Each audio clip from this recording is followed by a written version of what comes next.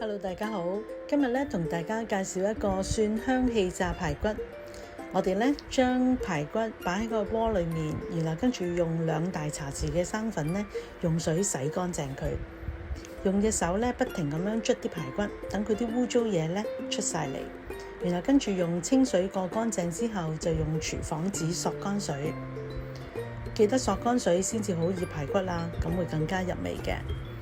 講明蒜香啊嘛，咁所以我哋用3粒嘅蒜蓉，2個嘅乾葱絲，將佢放落排骨度醃下佢，加入1/2茶匙嘅鹽，1茶匙嘅糖，跟住少少嘅胡椒粉，跟住落1湯匙嘅蠔油，將佢撈勻，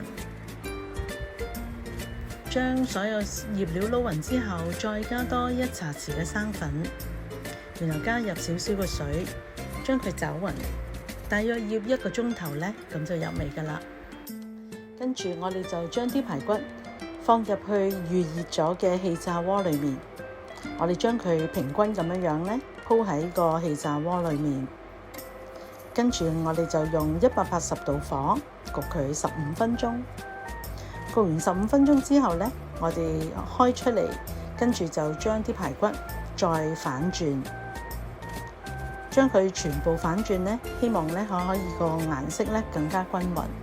跟住用同樣180度火再焗多5分鐘，咁就可以上碟噶啦。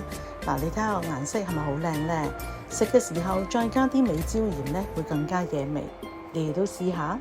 最重要梗係幫我手分享俾多啲嘅朋友，一齊追蹤我專頁啦。多謝你哋，拜拜。